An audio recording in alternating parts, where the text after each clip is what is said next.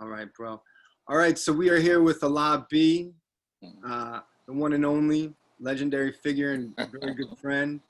And he's going to tell us a story right now, a little bit of story about Joe Sullivan, the only prisoner to ever escape Attica, and a very good friend of Allah B. So, Allah B, how did you and Joe Sullivan first meet?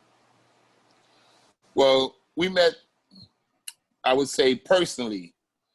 We met in Clinton Prison, and I heard of him, and he heard of me. But we didn't come together until football season, 1973. Right. And we was on the same football team called the Gremlins.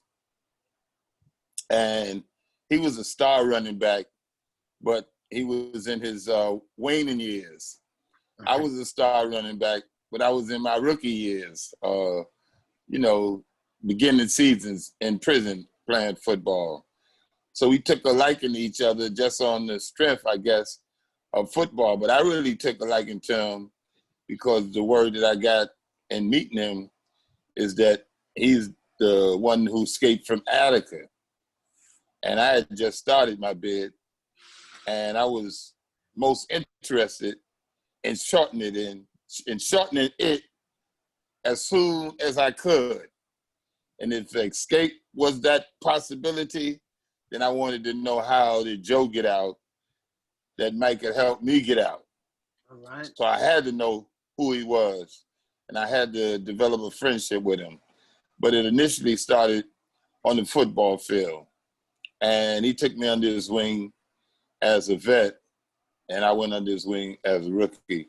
And we developed a real good relationship from playing football, and developed a dynamite friendship and respect for one another for whatever reasons. His reasons may have been that I was a stand-up young black guy that didn't come with no bullshit, that I respected a man for who he was, the character of his being, that his word was his bond, and he could stand up on his own 2 square feet as a man. And I liked Joe as a man, more specifically, that he escaped from Attica. That was my real attraction. Although at that time, Joe wasn't known as the press had painted him as a prolific killer for 3 New York family mobs. Mm-hmm. The Gambinos, the Genoveses, and the Lucchese's, right? It was said that he did work for all of them as a Irish hitman who wasn't really connected with the Westies, which was a serious Irish gang in New York, but that was to come later. That was to come later, yeah. When Joe escaped Attica in 71, right? 71, 2 months before the riot. Okay. The riot occurred in, it started on September 9th, 71. Mm. And I think Joe escaped around the end of July of 71, maybe in the 20s. I don't know what exact date, but he found that opening and he took advantage of it, and he was gone. Mm-hmm. So he wasn't involved with the riot in terms of being there, right? But he was there as the pressure was being cooked to eventually explode. He was there to experience all of the convulsionable, dirty acts that was taking place of oppression from the correctional officers, as they was calling them then, hacks. And they was acting like hacks, What were some examples of what was going on as you say, the pressure was rising? Was there more just sort of abuse towards prisoners and things like that? Yeah, in general, that at this time, they're not talking rehabilitation. This is pre-Attica. This is pre-Attica riot. So it was straight up punishment. right? And that's what they was putting down. At the time you was locked in your cell, approximately, what's that? Maybe 16 hours a day, right? I think it was maybe a little more, 20 hours a day, because you only had 4 hours of work at that time, and you was working for a nickel a day, 2.5 cents in the morning, 2.5 cents in the afternoon. It's crazy. So you wasn't making no more than 25 cents a week, because you only worked 5 days a week.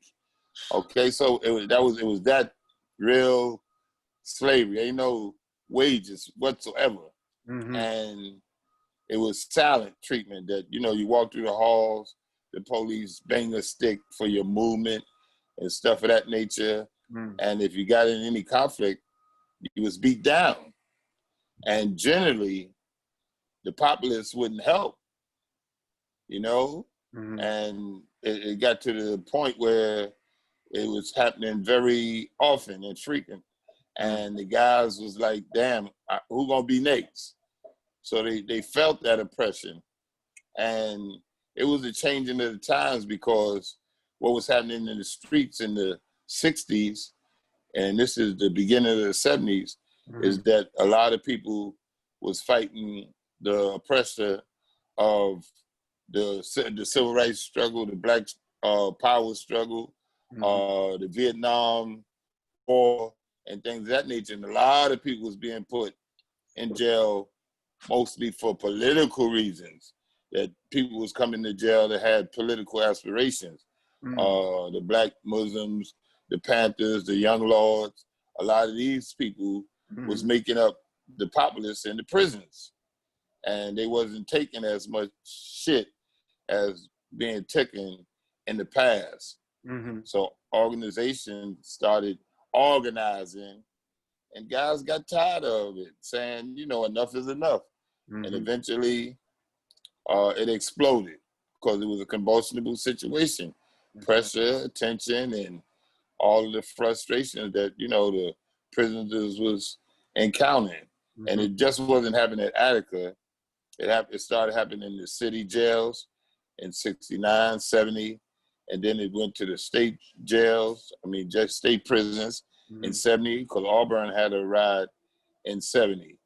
And I think it was a couple other minor incidents in 70 and other joints, right? Leading up to Attica in 71.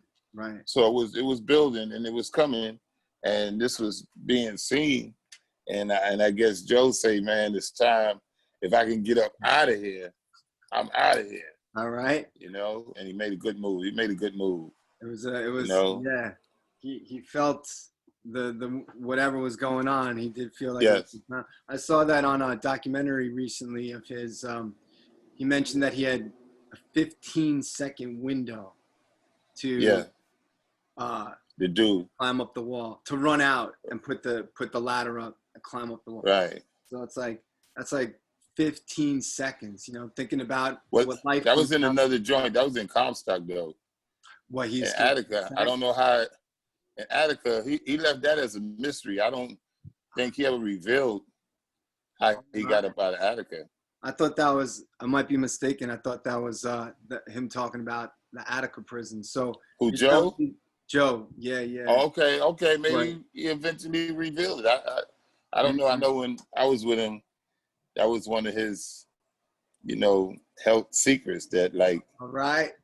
I can't get this out, because he wanted them to think that he went out on the train, right? Under what was that? Under a truck with a lot of pressure on him. He kept it a mystery. For sure, and I'll double check, man. It's like it was like this true crime documentary, but it's on YouTube, and it's all like however it transferred, it's all mixed up, But I'll double check his story and stuff with all that, because I think he was saying to climb the wall, he had 15 seconds.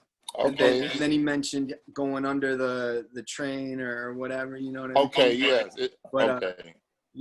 But that's the importance of these talks, man, to get clear on the legend a little bit. You know what I mean? Yeah, okay. Well, I can't add to the wall part, but I know about being under the train, under the truck. And when he got to the train, he had to, go under that as well. Right. But I know he was under some heavy pressure that was on his chest that enabled him to get up out of there. That's wild how just that's what it comes down to sometimes. Just a quick little moment, a quick little window of escape. Yes. Yes. I guess a true magician never fully reveals his or her secrets. Reveal it? Nah. Nah. Nah.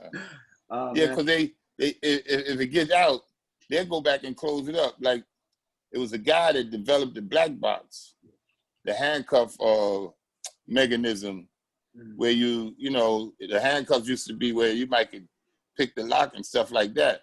But the guy that had escaped once in picking the lock, he developed for New York State Prison a lock where they put over the handcuff lock area, and there ain't nothing you could do to pick the lock.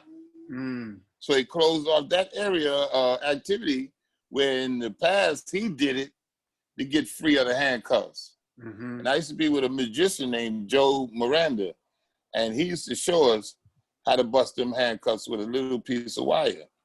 Okay. And he was a magician, and he used to do it for entertainment.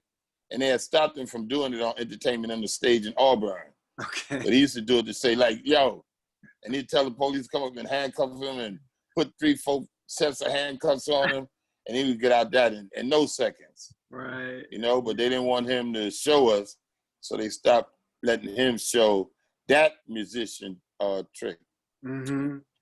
Yeah, Joe Miranda. Right on. Yeah, that's interesting how, one makes a lot of sense how they wouldn't want those secrets getting out. To be out, yes, yes. But Joe got out, right? Yeah. That's what one of the things he's most known for, I suppose. Yes. But another thing that he may not be too known for, it's when the discussion of Joe Sullivan arises, it's either, this crime legend who escaped Attica, mob hitman, etc., or mad dog killer, psychopath, criminal, right? It's very two polarities.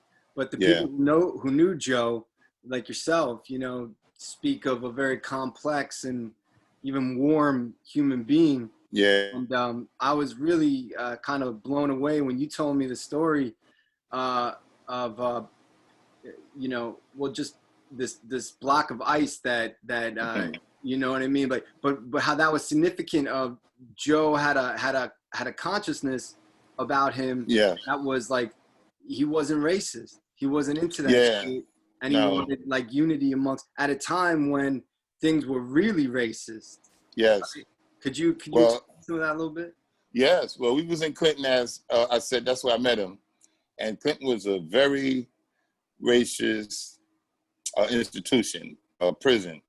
And they had a practice of distributing ice in the summertime. And the ice was, ice, blocked ice, and you had to chip it up and get big chunk pieces for whatever you wanted to use it. Ice water, lemonade, stuff of that nature to keep yourself cool and things of that nature. And we had courts in Clinton, unlike any other prison, where you had courts that, was like, you got a 10-gallon drum, which was made and fastened to a stove. You had chairs and cabinets and things of that nature, like you had a little property, a little plot where you might could grow stuff or whatever the case may be. And these were courts that we used to cook on and socialize on and relax on, if you will, in the prison. But in the ICE situation, every day at about 3:30, when they let everybody off their programs or jobs from school or whatever the case may be, you can go to the yard. And when you go to the yard, they call an ice run. And the ice run, guys be waiting, lining up. But what they would do, we let all of the white guys go first to get the ice. And they would get the choice pieces, the big chunks, bam, bam, bam, bam. And now, after the white guys get all their ice, what is left really is what we used to call the shavings, really the chips from the big chunks. And this is what was left for the black guys or the Puerto Rican guys or whatever the case may be. And we would scramble for that, get that ice. And by the time you put in your bucket and get up to your plot or your court, the ice doesn't melt. You know, you ain't got no ice. Mm-hmm. So it was a very frustrating, disrespectful thing that, yeah, you can get some ice, but you ain't gonna be able to really use it because we done gave the white guys the privilege to get the big chunks of ice. What and year Joe, was that around? This was in 73. 73, okay. This was in 70, the first year I was there. Okay. And we resented it, and Joe resented it. Mm. And he was influenced in that he was a stand-up man. He didn't go for no racist bullshit. And he had a serious incident in Jersey about that. And he just like, yo, man, we got to end this. This got to stop. And he knew that, you know, the brothers always was fighting against it, but it was always a winning proposition. I mean, a losing proposition, excuse me. It was a losing proposition that the brothers fight it, go to the box, be locked up or whatever the case may be, and nothing changed, right? So it took somebody that was afforded this privilege to change it. And that was Joe. Right. And he say, he like, yo, I'm not having, he didn't get vocal or nothing like that. You know, he went and got the ice. And I think the first person that he gave the big chunk to was a brother named Hooks, which was, you know, a porter on the Porter Company in F Block with him on 6th Company, I believe. Okay. And he gave it to Hooks. And when he gave the big chunk to Hooks, not only did the police react, like, hey, what you doing? But the white guys that was waiting online for the ice reacted too. And Joe was stern. He ain't even say nothing. He just turned around and looked at all of them like, yeah, what it is, you know? And they like seen like, okay, Joe doing something that Joe wanted to do, and we gotta respect it because I don't want no trouble out of him, right? And then the police looking at it, that if they do something to Joe, they're not only gonna have trouble out of the white prisoners, but they're gonna have trouble out of the black prisoners who Joe crossed the line for, right? Mm-hmm. So they just, everybody was like somewhat shocked, at a standstill. I don't know if he planned it with Hooks or whatever the case may be, but when he turned to Hooks to get the ice, Hooks stepped up and took the ice. So it had to be prearranged with Joe and Hook because they was tight. That's who really got me tight with Joe because of a strike that we was doing later, the second anniversary of Attica. But at any rate, Joe did that. And when he did that, he armored himself with all the brothers, all the Latin brothers, and all the stand-up white guys, you know, and all of the ones that was lingering, they had to get in line because everybody was with Joe. Joe ain't going for no bullshit. He ain't about no bullshit. And he taking a stand that had some serious, if you will, political ramifications, that it was against the policy and practice of the institution or the system as it was. You know, that from this day on, we ain't going forward with this racist attitude of white ice and black ice. It's just going to be ice, and people going to get a good portion of the ice, you know, instead of the shavings or the little chips. Everybody that can get it is going to get the chunks. You know, not just the white guys, but the brothers and the Latin brothers as well. And from that day on, like, that's how it was being served. It was being served as ice. First come, first serve. You know, if you got there first and you was a black guy, you got the ice first. If you got there first, you was a Latin dude, you got the ice. If you was there first and you was a white guy, you got the ice. Okay. This happened the next day, just like that, almost. It's just like that. I mean, but see, as it went on, it seemed like the administration still manipulated the situation where the white guys got in the yard first. Right. So now, so they still gonna get the big pieces first. Right. You know? Mm-hmm. So Joe just went back to planning. We just went back to planning to say, well, we're gonna balance this. We're gonna balance this out. All Okay. right. That the first white guys gonna be there first. So the first 5 white guys, they get ice. Then the second group gonna be 5 blacks, they gonna get ice. Then the third group is gonna be the Latin brothers, and they gonna get ice. Mm-hmm. Okay, so now it's a rotation on the ice in the bigger chunks. Okay. So if you came last and everybody got the bigger chunks, then you get in the shavings, but you get in the shavings through a fair process now. All right. You ain't getting the So shavings. the third step of it then. That was the third step of it. Yeah, Wow. it had to, because I'm telling you, the administration came back with, yeah, okay, y'all, you got that, Joe. Y'all got that, you know, and they probably say, you niggas got that, whatever the case may be. And it was kind of balancing it out. And they didn't like that. So they say, yeah, we know how to put it back like it was before. You know, we ain't gonna let y'all other people in the yard until the white guys get in the yard. You know, and that's how they worked it. And then we just had to go back to the drawing board and work it, you know, to make it fair and equal. And that was real good, cause like 3 years later, it got real political. They had a grievance committee, and the grievance committee came from the Attica riot. One of the demands was the Osbussman committee, and that was a civilian committee coming into prisons to overlook the prisoners themselves.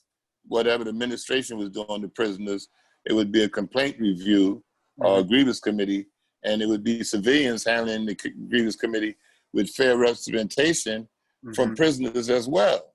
Got it. And of course, the administration can say they side, but they didn't go for the civilian Osmond, but the legislature established a substitute for it, which was called a grievance committee, and it was representative of having 2 on a 5-man committee with 2 representatives from the correction department, the officers that is, and 2 representatives from the prisoners, and then 1 impartial chairman, right? And it was based on election.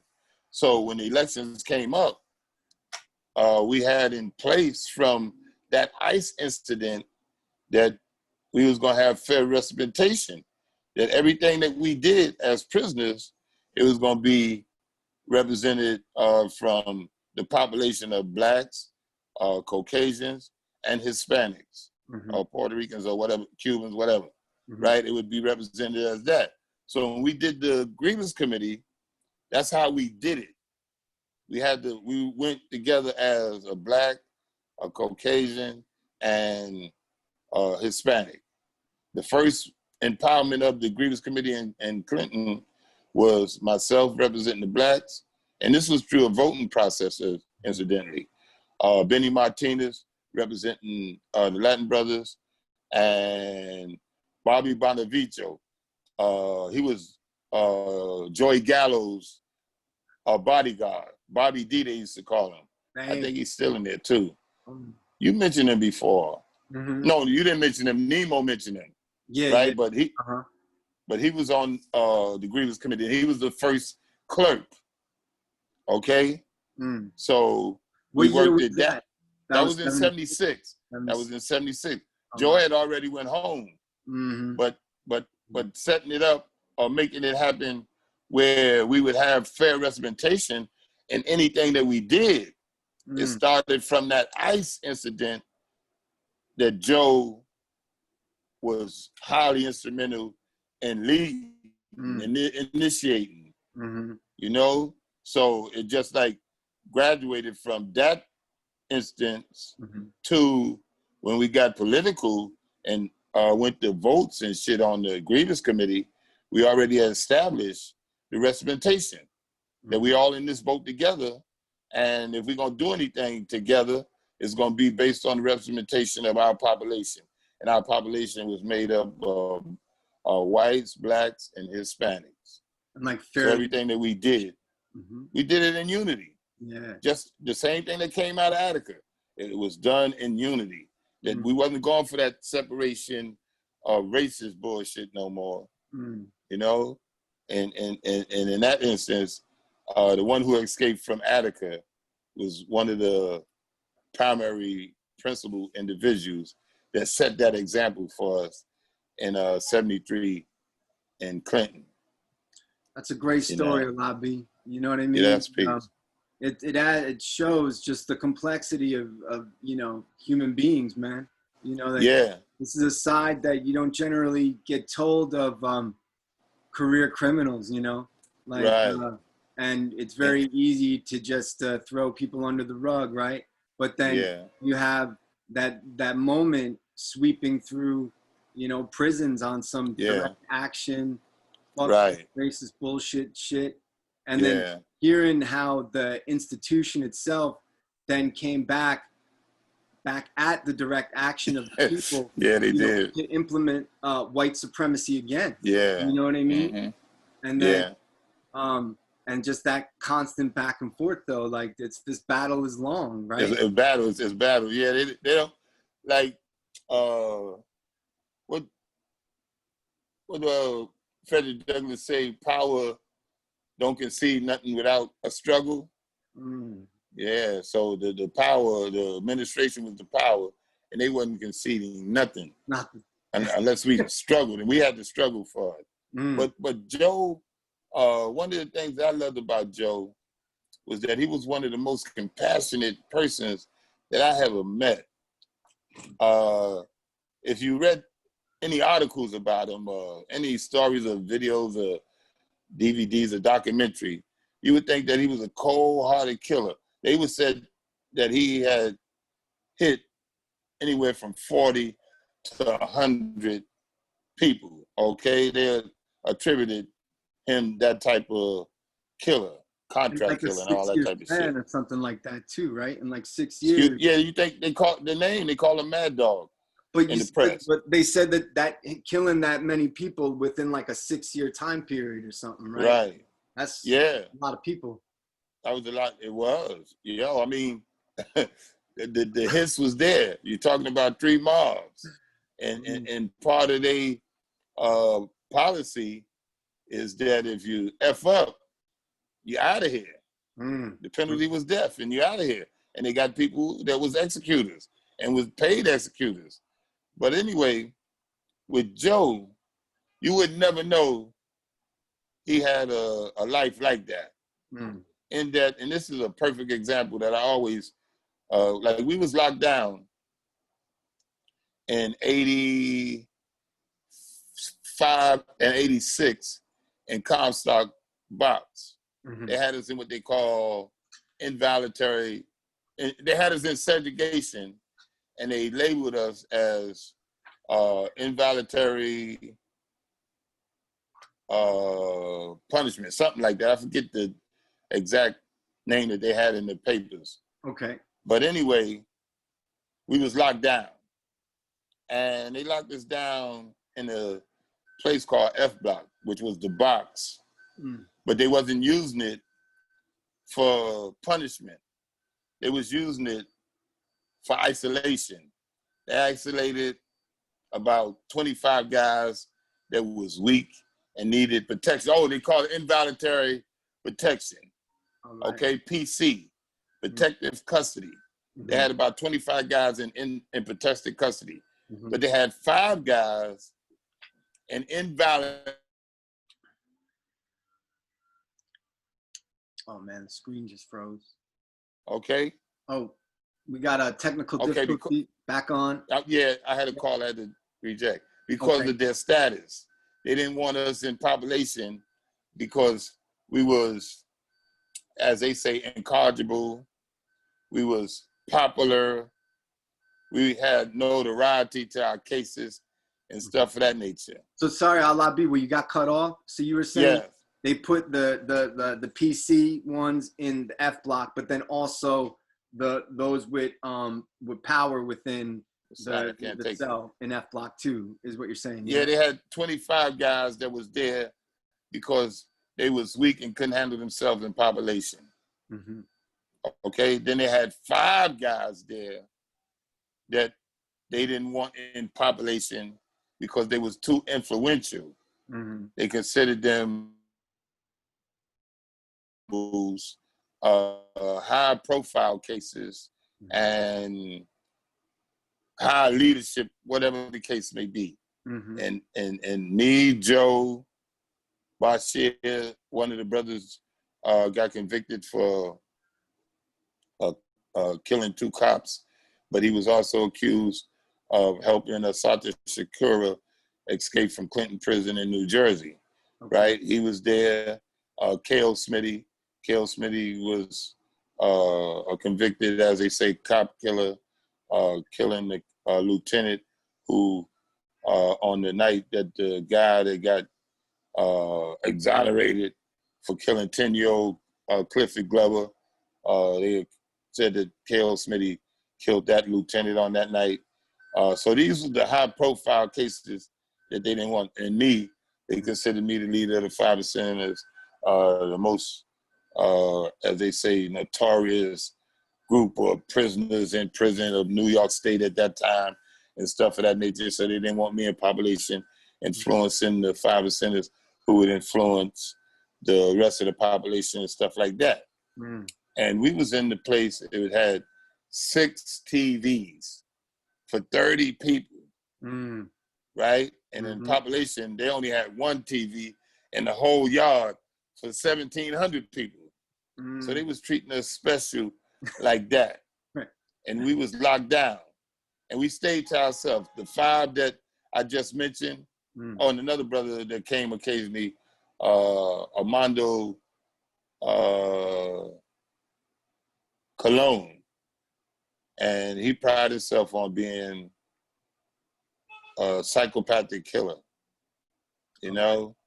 Yeah, he was with one of them cocktails for the Colombian. He was Puerto Rican, but he used to do his for the Colombians. And he prided himself on murdering them. Yeah. Right? Yeah. This was in the 80s, yeah, when they... This was in the 80s, yeah. Yeah. Mm-hmm. Yeah. And they had us there. But at any rate, they had 6 TVs. Yeah. 3 on each side. They had it split. I think they had it was 30. So they had 15 cells on one side, 15 on the other. And for every 5 men, they had a big colored TV. All right. Right? With all of the cable stations. At that time in 85, cable was really just coming out. Okay. You know, and we had all the cable stations and shit to keep us calm and cool and all of that. But the reason why I mention this in regards to Joe is that we was getting some good herb, good marijuana, and booze and all that good stuff. Yeah. Right? We was rocking. They was appeasing us. Yo, we gonna keep y'all locked down, but you ain't got to worry about nothing. Right? And we was doing good. And one day, Joe get a nice package, and he served everybody. He gave everybody something. And now Joe want to give these weak dudes, these snitches, these punks, some of this happiness too. All right. And I tell him, Joe, they gonna tell on you. They gonna mess up our whole shit. They gonna tell. And sure enough, Joe gave some herb to Joe Lamonte.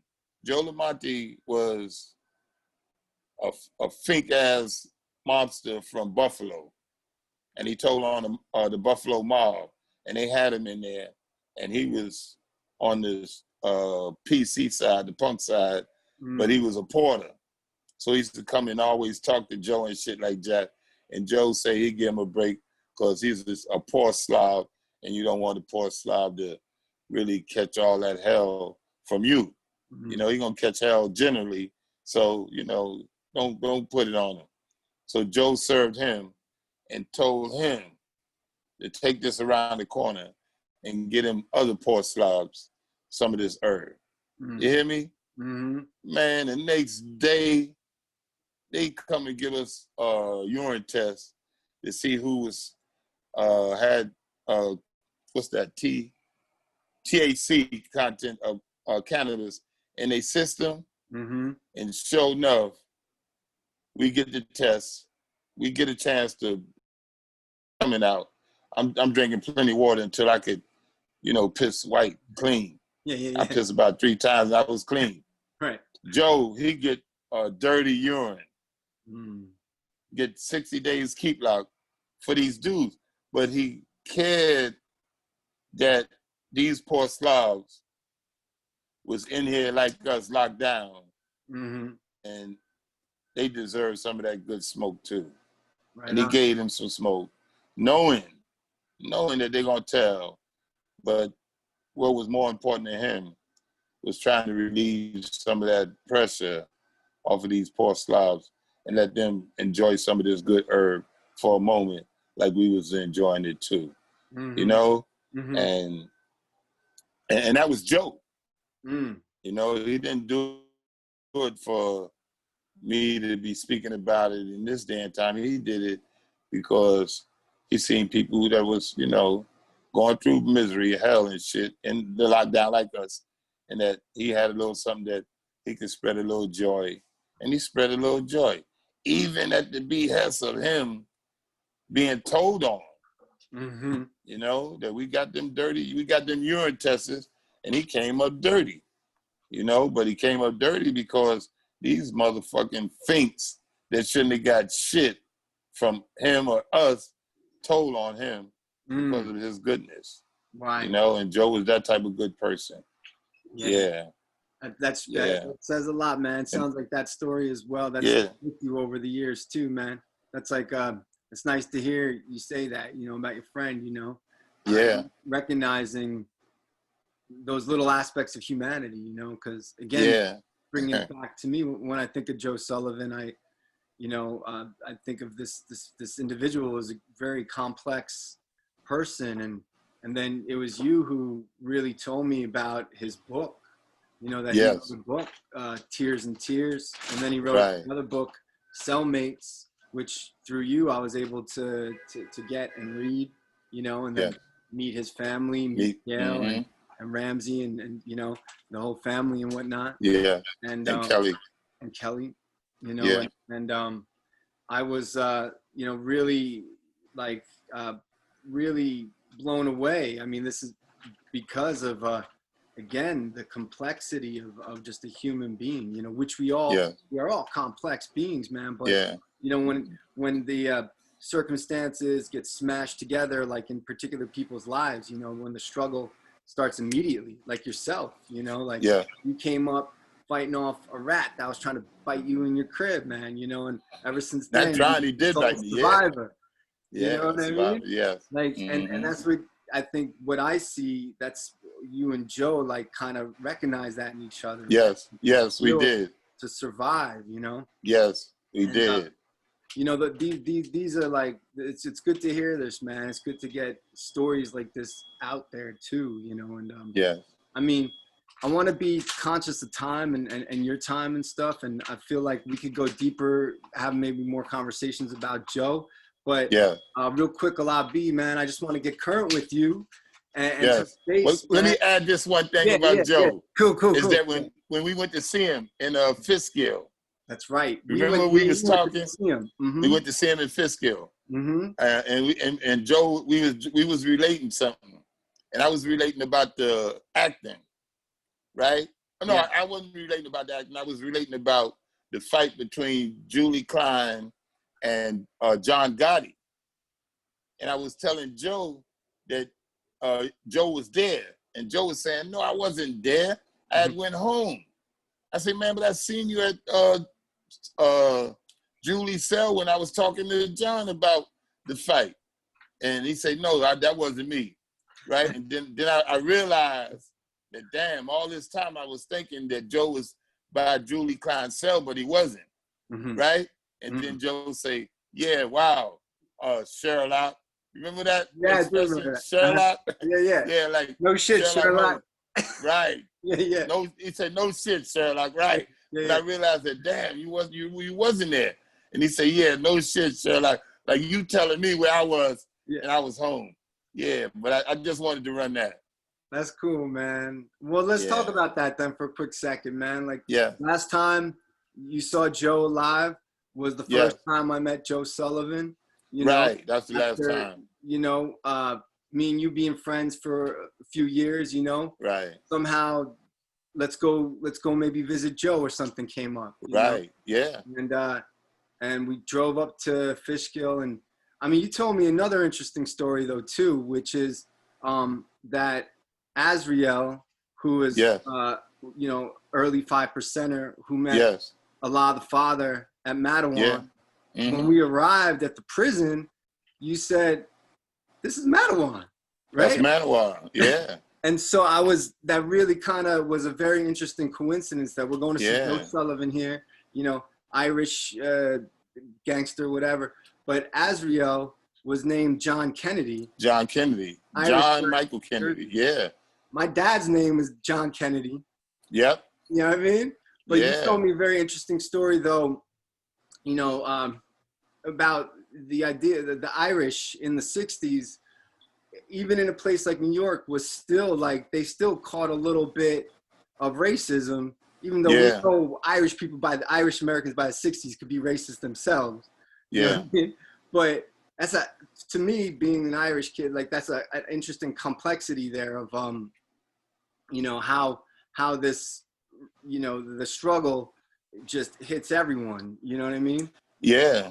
But when we arrived at the prison, you know, you just pointing that out was just a really great moment of, it was all kind of there at that moment in time. You know what I mean? Like where Azriel caught the message from Allah the Father. Right. You know, where Allah the Father was getting his message together more. To us. Yeah. And then we're coming back to visit your old friend, Joe Sullivan. Yeah, Joe Sullivan. Yeah, for real. That was a very significant moment, you know? Yeah, it was. You know, and I was glad to go up there and you know, just witness, you know what I mean? You guys just hanging again. Cause for real. I really appreciate that. Oh, for real. You already know, man. Shit. Like, you know, but just seeing like the warmth of this guy and the humor. Yeah. And even though he was, you know, and he was dying of cancer at that time. Yeah, he was dying of cancer. Yep. So just wanted to say thank you for that, man. Yeah, man. And I thank you for making the trip possible. Right on, you know? Yeah, and having the interest to make the trip possible, you know? Yeah. And you got me there to the funeral, you know? That was big time. But I had been home for a while and wanted to go and see him and contact and communicate, but it just didn't happen until you showed your interest. And yeah, we could do that. And we did that, you know, and that was peace. That's what's up. You know? Yeah, and it was a blessing to see him again before he, you know, left. You know? Yeah. And his wife said that was one of his better moments because he was down during the week or two before we got there. But for some reason, he had a miraculous moment to get up out that bed and come and do that visit. You know? Yeah. And I would never tell that. I could not tell that he had cancer at that. Yeah, moment. Me neither. Me neither. He wasn't suffering, and that was beautiful. He wasn't suffering, but his wife said he was suffering. That we'll be lucky if he can get up out the bed. Yeah, but she said she told him the day before, and then she also told us that professor was going to be there. Right. You know? Yeah. Yeah. Yeah. One story that you told me about him on the way up to the prison was one of the many things about Joe that was interesting was that he was also an actor. Yeah. He had a comedy routine, right? Yeah, he did. And he told me this one story where he did this one routine, and again, because he was challenging the segregation within the prison system. Yes. He called another response. Yeah, he did. Could you quickly tell that story real quick? Yeah, well, it was the first time I got in that. Like I said, I was really interested in Joe, and Joe was giving me pointers in football, life, and everything, and how to get around the prison and all that. But anyway, he used to act, and they had an acting troupe. So I got down with it. He told me to come on, get down with him, and it could be a way out too, right? And that's what he told me too. So I was down. But anyway, they had a routine, him and Mr. Hook, the same guy that really brought us together. And it was a pie routine, right? And they actually brought 2 real live pies out of the commissary. One was an apple, and I think the other one was a cherry. Big joint too, family size. Mm-hmm. And we wanted to eat that shit, but they wanted to use it for their routine skit, which was a comic skit that Joe, a white guy, and Hoof, a black guy, would get on stage and go through a lot of jokes and fun or whatever the case may be. But it accumulated eventually into the black guy throwing a cream pie in the face of a white guy.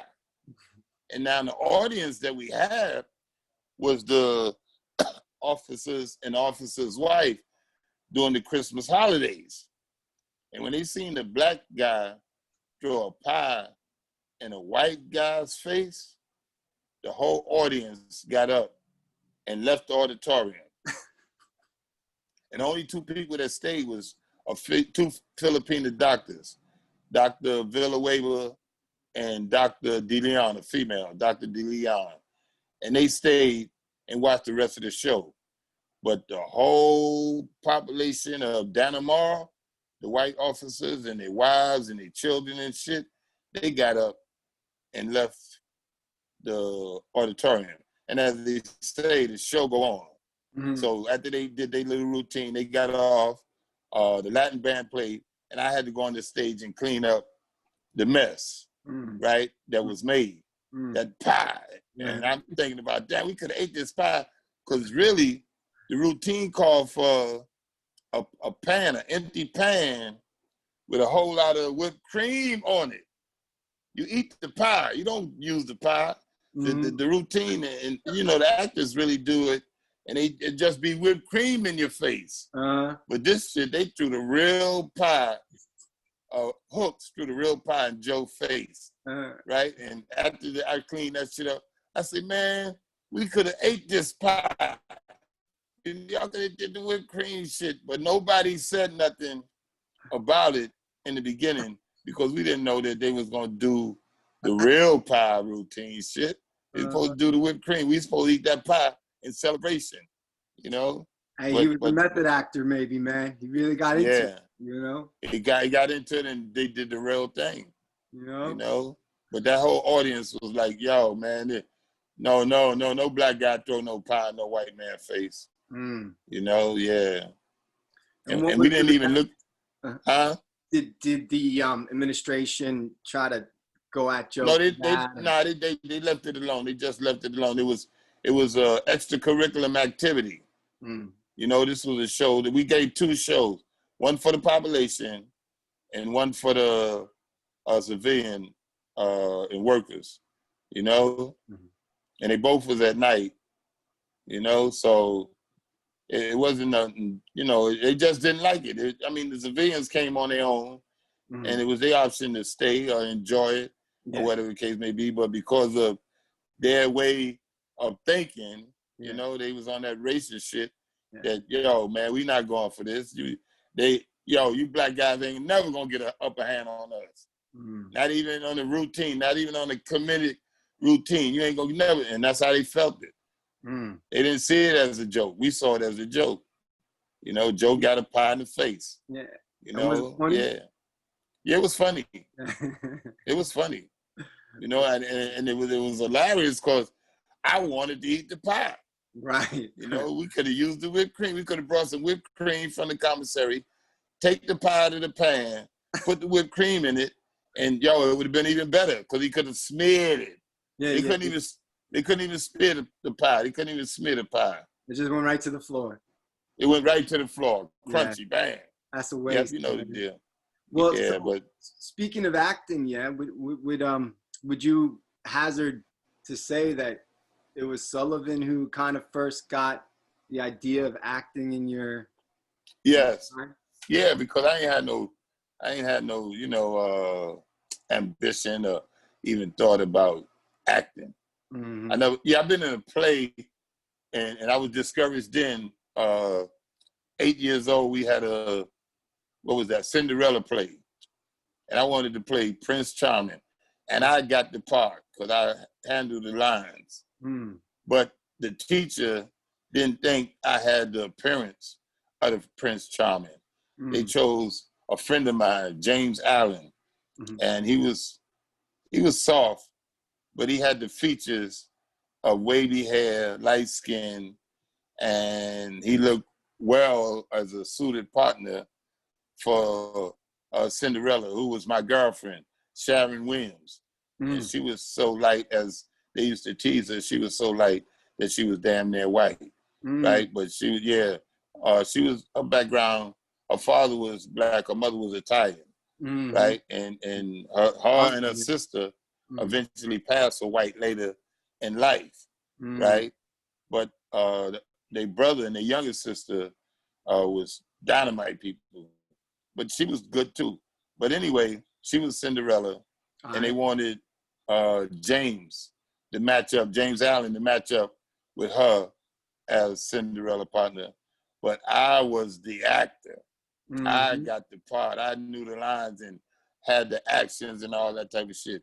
But when they told me that I couldn't be the Prince Charming and that they was gonna make me a motherfucking tree. I said, "Oh shit, for real." And I don't know what happened, but we never did the play. Okay. We never did the play. I don't know what happened. I don't know who said something or whatever. And we rehearsed and everything. They tried to make me a understudy too. They wanted to make me a tree and an understudy to James. And James ain't got the line. He got the appearance, but he ain't got the lines. And Sharon ain't his girlfriend. Sharon my girlfriend. So we gonna do this shit right. But I don't know what happened, but we never did the play. We rehearsed and everything, but the play never happened. Yeah. So that was the beginning and the ending of my acting ambitions. So when Joe came with it, I wasn't too thrilled, I just like, okay, I'm going through the motions. And what actually happened is that I became the stage manager for the show, for the Christmas show. And then the next year, I actually put a group in. I was the stage manager, and I also managed one of the best groups the next year.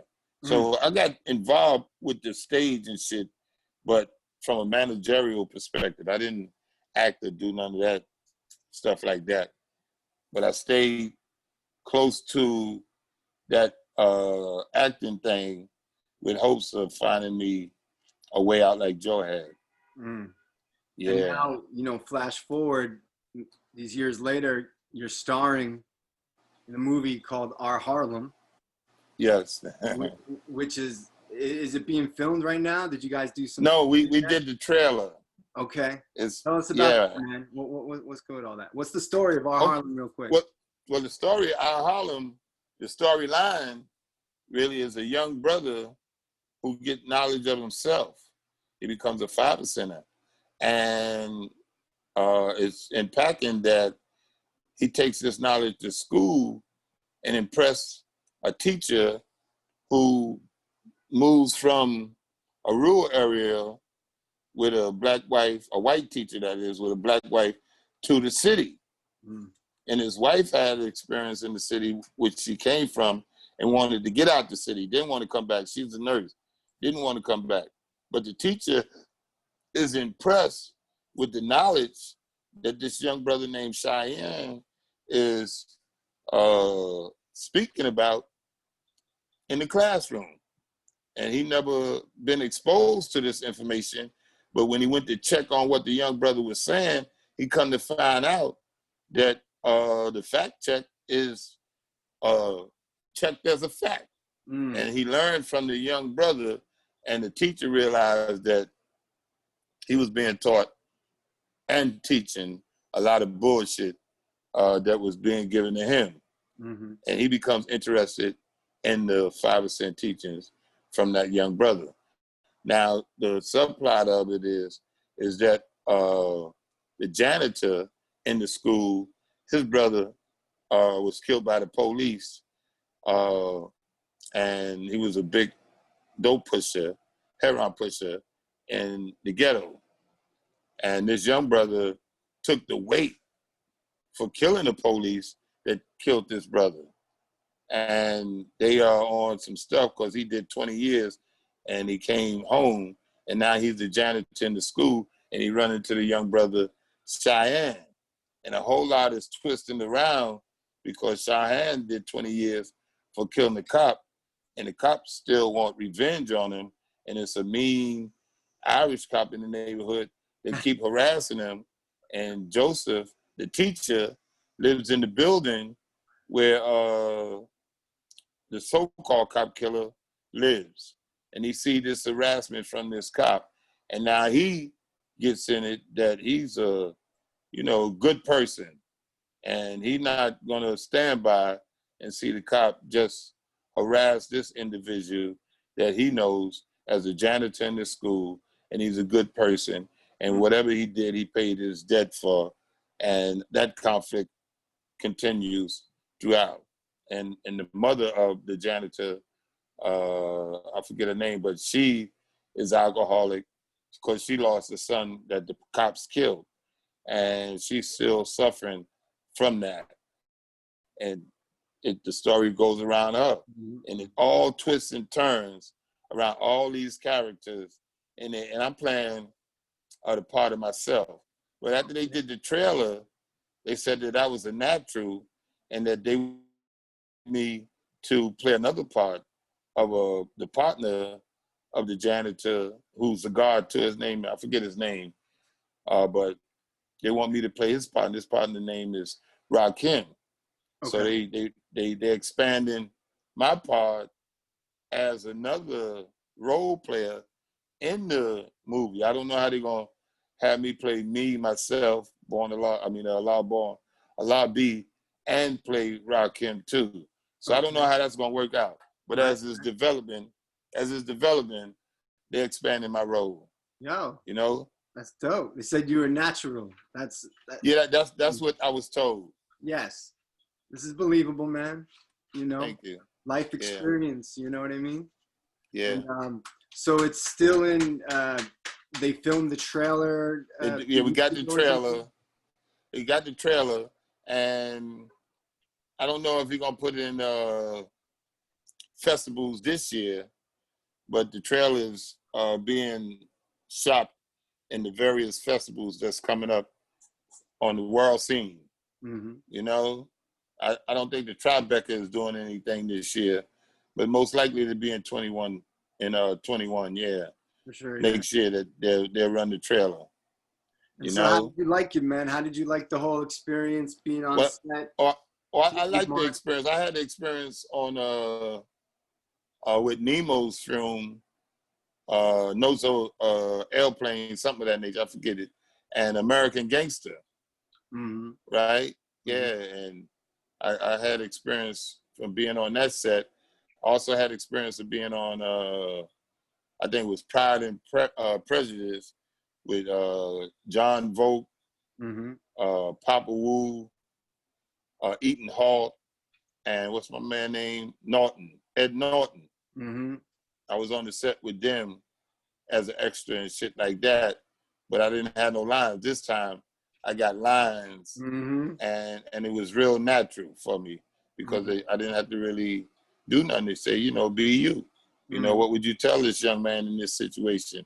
And I told him what I told him, and it was very enlightening, not only for him, but for anybody that was watching it too, So I guess that's the part they really said that was a natural thing. Oh yeah, man. But I like the experience. It was natural. Mm-hmm. I didn't have to change up nothing. I didn't really have to put a whole bunch of words in my head to repeat, for the camera. Right. It was just, to react to what was coming at me. Is it improv? Yes. You're in the improv. Yes, exactly. Improv. That's right. And I did that before. and I had a class, what was it? It was an English class, but public speaking. In college, I did public speaking, and we had to do improv. And I got A's throughout public speaking. So my improv was like already trained from, I guess, the public speaking course that I took in college. For sure. Yeah. All right. Yeah, man. It's already there. Years of building too, right? I mean, yeah, exactly. Yeah, definitely. Facility sharp. Dealing with audience, definitely. Right. Yeah, like, the thing that you introduced me to at the Players Club, I think it was, when we went downtown. And I was on stage with, who was that, Stretch? What's Stretch? Yeah, Stretch with Bobito. I don't know if you... Stretch is in the hip-hop, yeah. Oh, yeah, Stretch and Bobito are great. Stretch, yeah. That's great.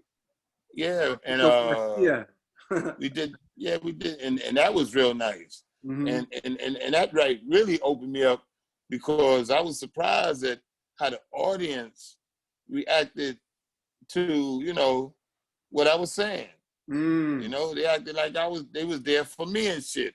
And all I was doing was, responding to, I think the topic was rap versus hip hop, something of that nature. Okay. And I went back to the thing that I put together. Are you speaking about? Yeah, the thing you put together. Yeah, Infinity lessons, the roots of hip hop. Yeah. Culture. Right.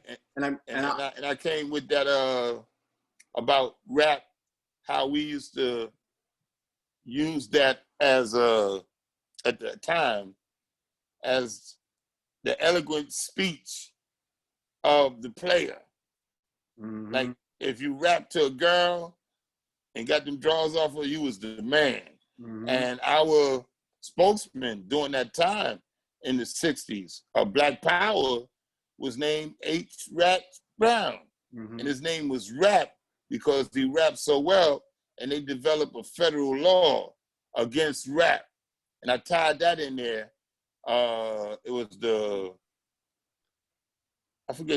rap law. That's the name of it, the rap law. That if you went from, and H. Rap Brown used to speak on college campus. He wrote a book called Burn, Baby, Burn. And he used to speak.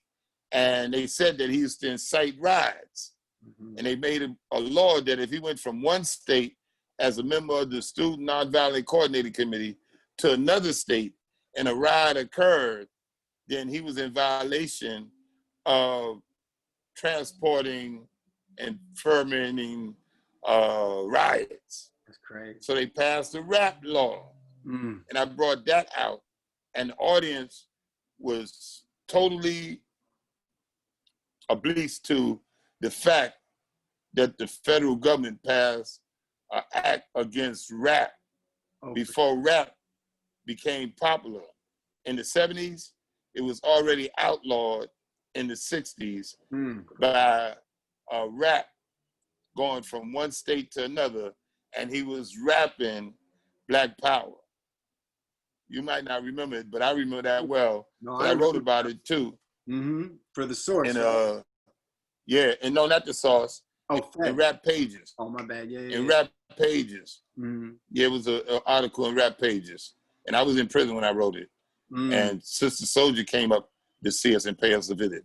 And I highlighted how her rap in Shawanga Prison, which was the end of line of prison in New York State, the Maxi Max and all that type of bullshit, and how they try to suppress her from speaking on what she spoke on, because she had seen, that was in 91, and the year before Nelson Mandela had came to United States in 90, and her and Chuck D was the youngest people on the stage with them in Harlem.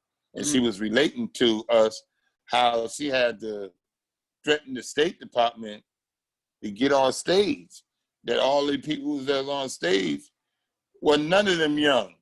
An audience of 250,000, 250,000 people on 125th Street in Harlem in the state office building was young people, and they the ones that brought Nelson Mandela to America and shit like that. But the State Department was taking over, saying that they had to protect this dignitary and things of that nature. But Nelson Mandela wanted to be with the people and to the people, and they didn't have no use on the stage. And Sister Soldier and Chuck D forced the State Department to allow them to get on the stage, because she said that she told them she'd go run up on that stage and throw a chair in the audience. And you'll see these wild niggas tear this motherfucker up. And this is Sister Soldier. And she in this prison telling us what she telling the State Department that she would do. And they didn't like that in the prison, you know? But I wrote about that in that Rap Page article in terms of rap and how it was being suppressed and in that day and time, and how it was so smoothly suppressed in this day and time that they came with, from the conscious rap, they went into the gangster rap, and from the gangster rap, they went into that trap bullshit and the mumble rap and all this other type of shit that really ain't rap. But they selling it like it's rap, but it ain't rap. It ain't got no content for struggle. Rap always spoke about what we was going through, the struggle of what we was going through. Even when my man Slick Rick kick rap, he tells a story about what's happening in the ghetto. You know, and it's very humorous, but it's still a story of what is happening in the, you know, ghetto, what he experienced. For sure. You know, and to interject real quick, that speech, that talk that you gave it's still on YouTube, man. So I'll put a link, you know, on the bottom. Yeah, please. For viewers too. Yeah, I would like to look at it again. That's good. That was great. Yeah, it was a highlight, man. It was a real, you know, you're dropping jewels, you know, and yeah, I appreciate for that. the audience, definitely that whole day, man. There was a lot of that was nice information. It was the whole joint. It was a small I really crowd, appreciate that. you know, but I know they really enjoyed it, you know, and as I did, you know, they damn sure did. So you got any plans of getting an agent, getting out there, hitting? Now you had asked me that. Nah. But somebody had mentioned that to me, man, and I don't even know where to begin. But I don't know. All right. I don't know. Well, we'll see, man. We'll see. You know. We'll see.